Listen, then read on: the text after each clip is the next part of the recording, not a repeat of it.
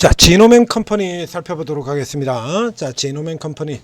이 종목도 굉장히 오랜 기간 동안 제대로 평가를 받지 못하던 종목이었었죠.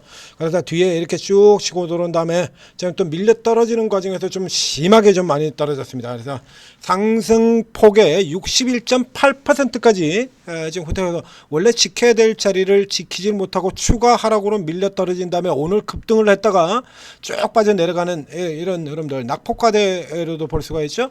자, 앞쪽에서도 뭐 설명을 드렸었는데요. 낙폭과대로 가서 단순히 주가가 많이 떨어졌다라는 쪽만 보시면 안 되는 케이스가 되겠습니다. 자, 이 같은 경우는 이제 뉴스에 일단 여러분들이 혹해서 들어갔다 당한 케이스가 되겠는데요. 자, 오늘 이 지니너스가 이게 지노맨 컴퍼니가 시초가에서 시작하자마자 빵 하고 이렇게 치어들어가서 상한가까지 찍었죠. 상한가 찍고는 그리고 바로 깨져가지고 밀려 내려왔다 지금 살짝 다시 돌아 들어가는 이런 구조로 들어가고 있는데요. 지금 오늘 이 종목의 주가가 급등했던 이유를 보게 되면요. 이게 요건 이제 그래서 뉴스만 보고 일단 뉴스만 보고 이제 뭐라도 사야 되는데 그렇죠? 뭐라도 지금 사야 되는 거 아니냐?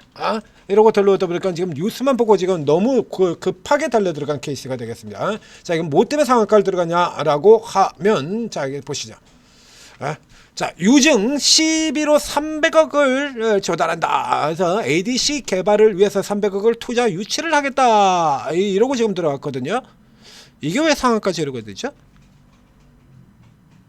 그냥 뭐 뉴스만 뜨면 일단 그냥 우선 흥분하고 본 것 같은데 이거요 원래 있던 거 하는 거고요. 그 다음에 300억 금의 투자 유치라고 이렇게 되어 있습니다만 12 발행하는 케이스 같은 경우는 12 발행은 다 투자 유치잖아요. 12 전환사채 12 발행은 전부 다 그대로 다 투자 유치로 다 바꿀 수가 있는 겁니다. 그러면 이게 우리가 흔히 하는 걸로 이거 얘기를 한다 그러면 자 12를 발행했다라고 하면 이게 언젠가는 주가가 오르게 되면 주식으로 전환되게 되죠. 그래서 12 발행 같은 경우는 이제 물량 우려, 물량 희석 우려 이런 식으로 또 해석을 해가지고 주가를 팔 수도 있는 재료가 되는 거거든요. 기본적으로 제약바이오의 경우에는 자 우선 그 전에 지노먼 팹들의 분석드렸던 내용부터 먼저 보도록 하겠습니다. 그러니까 이 케이스 같은 경우 위로 따라 들어가면 안 되는 거예요, 이거. 저평가주인 건 맞아요. 이거 얘는 저평가주예요. 제약바이오의 지노컴퍼니 폭락사에서도 아직도 여전히 싸다라는 거. 저 앞쪽에서부터 시가지고 계속 저평가 계속해서 얘기 들었던 종목이죠. 기술 이전도 하고 그런데도 불구하고 주가가 못 가고 이러고 헤매고 있다가 뒤늦게 이제 뒤쪽에서 이제 이게 저가주 종목들 같은 경우 꽤 많이 올랐지 않습니까? 여러분도 아시다시피 제가 저가주 발굴해가지고 굉장히 많이 찾아서 여러분들한테 수익을 내드렸었잖아요. 자, 이 케이스 같은 경우에 여기 들어가서 보시면 자, 이 종목도 마찬가지인데요. 분기당 지금 이렇게 손실을 보고 있는 겁니다. 그러니까 자 보시죠. 200억, 300억, 500억, 500억, 200억, 290억. 작년도에도 역시 마찬가지로 또 영업이익 290억 적자를 봤습니다. 자, 이거 회사 어떻게 유지가 됐을까요? 얘뿐만 아니라 대부분의 바이오가 다 똑같죠. 이거 회사 어떻게 유지가 돼요? 뭔 돈으로? 그러니까 신약 개발하고 임상하고 하는 건 뭔 돈으로 하냐고. 뭔 돈으로? ABL 바이오 같은 이런 애들도요. 저 위쪽에는 삼천당작이나 이런 애들도 다 마찬가지고요. ABL 바이오 같은 경우에도 보자. 계속 적자였거든요. 기술 이전 이거 가지고 한번 그래서 흑자도라고 그 앞에 500억, 500억, 600억. 작년도 같은 경우 이렇게 대규모 기술 이전이 터졌습니다만 그래도 여전히 400억 이렇게 이게 적자가 나왔습니다. 계속 적자죠. 뭔 돈으로 했죠? 얘네? 삼천당은 삼천당은 크게 다를 거 있어요? 앞으로 그래서 터질 거다라고 얘기지만 그 전에 저렇게 적자도 내기도 하고 최근에 또 순익 적자 계속 이렇게 났었고요. 알테오젠, 리가캠 뭘 봐도 다 마찬가지예요. 제약바이오는 기본적으로 코스닥에 있는 바이오 기업들 같은 경우는 거의가 다 똑같습니다. 계속 적자였었죠. 얘도 그죠? 그럼 이런 애들 같은 경우는 도대체 어떻게 뭘로 이거 신약 개발을 하고 뭔 돈으로 신약 개발을 하고 뭔 돈으로 임상 계속 진행하고 있냐? 땅 파서? 회사 땅 파가지고 거기서 뭐 금이라도 캐가지고 그거 가지고서는 이거 신약 개발 계속 하겠습니까? 기본적으로요, 제약바이오는 그래서 항상 이게 버블이 붙을 수밖에 없다라고 얘기를 들었던 거 아닙니까? 그러면 무조건 회사 쪽에서는 좋은 얘기를 할 수밖에 없다라고 얘기를 드렸던 거예요. 그래서 우리가 만들고 있는 신약이 안 된다고 하더라도 일단 무조건 좋은 얘기를 하게 되어 있어요. 제약바이오는. 그래서 저쪽 앞에서 그래서 실패로 떨어졌던, 그래서 젠백스 같은 경우에 실패로 떨어져도 또 나오고요. 그 다음에 또 쿼스템 이런 거 가지고 이렇게 망해가지고 이렇게 떨어지더라서도 그래도 이거 다시 살려가지고 뭐 어떻게 해보겠다 그러고 계속해서 기다려야죠. 이 얘기를 하지 않는 순간에 존재 가치 자체가 완전히 제로가 돼버리는 겁니다. 없어지는 거예요. 그거 어떡하라고? 그냥 회사 상폐시켜야 돼요. 팔아치워버리든지 어디다 팔아버리든지 싼값에 어디 팔아버리든지 아니면 자 파맵식 같은 회사처럼 그냥 상폐되든지요. 그거밖에 없는 거거든요. 꽃도 못 피우고 그냥 그대로 상폐돼 버리든지 결과도 못 보고 이런 거밖에 안 돼요. 그러니까 구조적으로 얘들 같은 경우는 계속해서 그래서 우리가 이만큼 가치 있는 약을 만들려고 노력하고 있습니다라고 계속해서 알리고 그리고 투자를 받아 와야 돼요. 그래서 이제 그 중에서 이제 기술력이 좀 되는 회사들 같은 경우는 터져 나오죠. ABL 바이오 같은 경우도 이미 저 앞쪽에 1,000억대 집에 작년에 이미 받아 들어갔었고요. 그래서 그 안 좋은 얘기들 나오고 그랬을 때, 야, 니들 같으면 그렇게 안 좋고 버블 하는 회사에다가 한두 푼도 아니고 1,300억씩 투자를 하겠냐? 1,300억이 애들 이름이냐? 이래가지고 제가 또 한번 분석을 해드린 적이 있죠. 이건 지극히 당연하게 일어날 평상의 일이에요. 그러니까 늘 일어나는 일이라는 얘기입니다. 그리고 이제 요런 거에서 이제 기술력이라든가 이런 게 조금 처지는 기업들 같은 경우에는 혹은 기술력이 처지지 않는 경우부터 많은 수가 일어나죠. 대주주가 자기 지분을 담보로 해가지고 다 빌려옵니다. 지분을 담보로 해가지고 금융권 같은 경우는 대주주가 지분을 담보로 해가지고 돈 빌려가지고 하고요. 그것까지 다 때려받고 맞고도 안 돼가지고 다 때려맞고도 안 돼가지고 그 다음에 시간 지나고 관리 종목에 편입되고 그러면 상폐가 되는 경우도 있고 그래서 이제 그거 이제 그렇게 다 쓰고도 안 돼가지고 그 다음에 쓸 돈 다 쓰고 안 돼가지고 유상 증자를 하고 그리고 안 되면 이렇게 떨어지죠. 이렇게 앱클론 이게 저가로 추천해가지고 여러분들한테 대박을 내드렸던 바로 이 앱클론 이런 케이스예요. 이 과정 같은 경우도 이게 깨져 내려갈 때도 이게 되는 얘기 계속해서 기술력 발하고 기술 이전도 나오고 계속해서 같이 나오고 그래서 이거 떨어지고 난 다음에 그 다음에 종근당이 들어왔죠. 종근당이 들어와가지고 끌어올렸고요. 그다음에 뭐 브리지 같은 경우는 그렇게 실패로 끝나기는 했습니다만 리가켄 바이오 같은 데서 들어와가지고 또 살리려고 애를 썼고 파메슨 같은 경우도 살리려고 굉장히 많은 애를 썼습니다만 결국에 상폐가 돼버렸죠. 별 개쓰레기 같은 종목들은 다 상장시켜놓고 그래서 이건 통상적으로 일어나는 일들입니다. 그러니까 간혹가다 이제 이게 시장이 이렇게 막 미쳐서 달릴 때라든가 지금처럼 급락해서 떨어질 때 같은 경우는 이 사소한 뉴스에도 개인들이 좀 과하게 반응하는 경우들이 많아요. 무슨 특허 취득 이런 거. 뭐 주성엔진 같은 경우도 그런 케이스가 꽤나 많이 나타났던 기업인데 뭐 특허를 취득했다.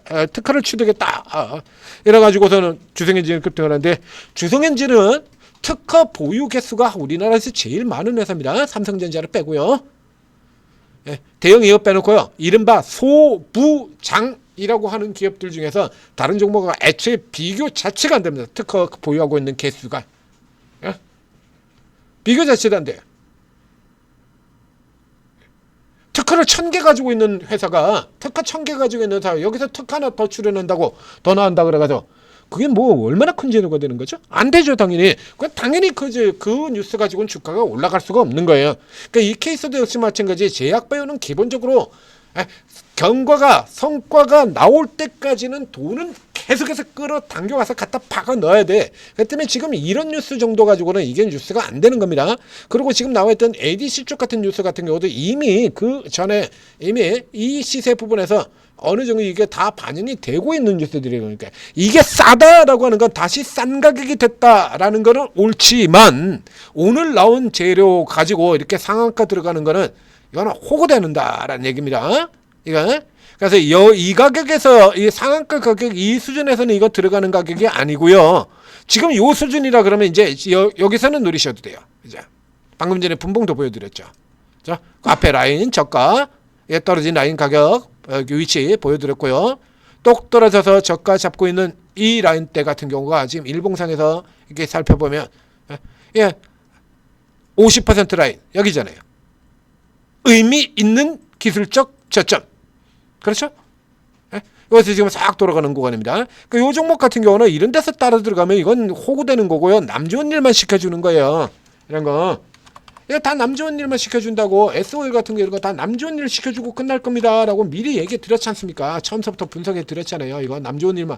여기서 이거 이 종목 위로 따라 들어가는 거는 남 좋은 일만 시켜주고 끝나요 라고 이렇게 얘기 드렸잖아요. 이렇게 남 좋은 일만 시켜주고 끝난다라고. 지금 이 케이스도 역시 마찬가지가 되는 거예요. 이런 재료 가지고 흥분해가지고 들어가는 건 남 좋은 일만 시켜주는 겁니다. 그리고 진짜로 이제 싼 지점에서 노린다면 이 아래쪽 같은 경우에 이게 싼 지점이 되는 거고요. 여기서는 뭐 어제 반등 같은 경우는 뭐 종목들이 올라오는 종목들이 워낙에 많으니까 여기까지는 손이 안 가죠. 그렇죠? 그렇다고 지금 같은 경우라면 지금 딱 요 수준인 거예요. 요게 오늘 저점에서 자 오늘 저점 6,490원 그리고 지금 가격 6,800원 선. 자 여기 지금 요 자리가 여기 지금 이 종목을 이제 진짜로 노려야 되는 이런 자리에 해당이 된다는 얘기죠. 그래서 이런 들 내용들 같은 경우는 여러분들이 잘 보고 판단을 하셔야 돼요. 그냥 지금처럼 이제 전체적으로 너무 많이 떨어졌다가 내려오는 이런 국면에서 앞뒤 안 가려고 그냥 뉴스만 보고 지금 막 들어가 버리시는데요. 알지노믹스 같은 경우에도 어제 상한가 같은 경우에 내달 학회에서 임상 결과 발표하겠다는 거죠. 통상식으로 있는 겁니다. 1년에 주요한 학회가 몇 번 열리는지 아십니까? 그래서 바이오 같은 경우도 사이클이 있다라는 얘기 설명드렸었잖아요. 주기적인 사이클. 자. 그게 다 이런 대형 학회 사이클 따라 들어가기 때문에 바이오는 찬바람이 불면 시작해서 봄바람이 불면 끝난다라고 설명드렸지 않습니까? 그 사이에 주요 학회들이 차례대로 쫙 몰려 있는 거거든요. 요 사이를 벗어나는 거는 6월 달에 바이오 USA 그가 하나입니다. 6월 달에 있는 바이오 USA 하나고요. 그 나머지 대부분의 바이오의 주요 학회들은 10월부터 시작해 가지고 3월까지 이렇게 쭉 연결되는 거예요. 그러니까 이제 여기 봄바람이 불면 바이오 시즌 학회가 끝나는 겁니다. 그러니까 찬바람이 불기 시작할 때 10월 달부터 시작하죠. 그렇죠? 바이오 재팬 이런 거, 바이오 코리아, 바이오 재팬 이런 쪽에서 시작을 해서 스타트를 끊어가지고 10월, 11월, 12월, 1월 이렇게 해서 쫙 해서 1월 달에 JP모건 헬스케어 그렇죠? 여기까지 가서 이렇게 집중되는 요 찬바람이 불면 시즌. 그런 다음에 이제 3월, 4월 여기까지 AACR까지 지나가고 나면 이제 그걸로서 학회 시즌이 종료가 되는 거예요. 그런 이제 중간에 이제 한번 여기 바이오 USA 시즌 하나 있고 그다음에 이제 이런 시즌들 벗어나서 그때로부터는 이제 이 대형 학회의 모멘텀을 타고 있는 게 아니라 각자 개별로 발표 들어가는 거죠. 개별 상황으로 들어가는 거고요. 그러니까 바이오가 이제 전체적으로 이제 모멘텀을 받은 시기에 이렇게 딱 정해져 있는 거거든요. 이런 거 여러분들이 알고 들어가셔야지. 더 이거 모르고 들어가시면 계속해서 남들 밥밖에 안 돼요. 그래서 이런 것들을 제가 천재투자팁에서 다 이거 구분해드리고 여러분들한테 다 알려드리고 있지 않습니까? 그렇죠? 바이오에서 지금 이런 거 지금 2년 동안 지금 내내 설명드렸던 거잖아요. 여러분들은 요게 듣는 분도 있고 못 듣는 분 옛날부터 이 얘기를 지금 제가 전해드리고 있는 이 얘기를 수십 번을 들은 분들도 있을 거고요. 생전 처음 듣는다 그런 얘기 이런 얘기도 이런 분들도 계실 테고 최근에 이제 주식 투자하시는 분 같은 경우는 당연히 생전 처음 듣는 얘기겠죠. 그러니까 이런 분들이 계시기 때문에 제가 주기적으로 이렇게 계속해서 똑같은 내용들 반복해서 설명드리고 있는 겁니다. 그럼 이런 종목들은 이제 진짜로 노려야 될 자리 이거 같은 경우는 이게 8자리죠 이거 이러면 케이스 위치 사이에 보시라 이거야. 오늘 고가의 위치가 이게 파는 자리거든요 이거. 당한 거죠. 예? 그러니까 8자리, 살자리 이런 자리를 다 구분을 해가지고 설정에 다 알려드린다는 얘기예요. 오르고에 들어오시면. 그러니까 오르고에 있는 이게 최고 전문가분들 같은 경우는 이런 내용들, 이런 종목들 다 알고 있다는 얘기죠. 다 알아요. 이거. 때문에 요런 뉴스가 진짜로 주가를 추가적으로 끌어당겨 올릴 만한 재료냐, 오늘이 그렇게 갈 수 있는 날이냐 아니냐. 오늘 같은 날은 이제 다시 바이오가 직진을 하거나 시장이 직진을 하거나 하는 날이 아니니까, 만약에 어제 이 뉴스가 나왔다라고 하면 어제는 상한가가 갈 수도 있죠. 어제라 그러면. 근데 오늘은 지금 그런 날이 아니잖아요. 이런 거 다 고려하고 사셔야 돼요. 그러니까 여러분들 같은 경우는 이제 그걸 못 하지 않습니까? 그걸 못하면 이제 대신에 여러분들의 대신해서 이제 그런 판단을 내줄 수 있는 분들의 도움을 받으시는 게 맞지 않습니까? 그렇죠? 도움을 받으시는 게 낫죠. 오르고에 들어오시면, 오르고에는 최고 전문가분들이 각자 이렇게 무료방 쭉 열어두고, 이제 종목들 이런 거 매수 포인트, 이렇게 포인트 같은 경우, 최근 주가 들어가지고 대부분의 경우가 딱 기술적 저점에서 스탑시키고 돌리는 종목들이 대부분입니다. 주요 종목들은 전부 다 그렇게 걸리고 있어요. 그래서 상대적으로 판별하기가, 오히려 종목들을 매매하기는 이전보다 더 쉬워져 버렸습니다. 딱딱 이렇게 저렇게 이게 보시는 것처럼 다 라인 맞춰가지고 움직이니까요. 선명하게 라인 맞춰니까 지금 어제 오늘 분석 드리고 있는 종목들이 다 그러고 있죠. 라인들 딱딱딱딱 맞춰서 움직이잖아요. 방금 전에 나간 나노 같은 종목도 이런 거, 방금 전에 분석한 거, 이 나노는 제약바이오 종목 아니죠. 이런 거 저렇게 라인 딱딱 맞춰서 움직이지 않습니까? 어세 종목들 다 똑같아요. 대놓고 이렇게 라인 그냥 라인 딱딱 맞춰가지고 움직이고 있잖아요. 대놓고. 대형주는 물론이야, 이런 소형주 조그만 종목으로 가도 이게 전부 이런 종목까지 다 이렇게 지금 라인 딱 각 잡아놓고 움직이고 있다 이겁니다. 여기 큐라클, 그죠? 전부 이렇게 각 잡아놓고 움직이고 있잖아요. 오히려 더 쉬워졌어요. 오히려. 자, 오르고 도움 받으시고 성공 투자하시기 바랍니다.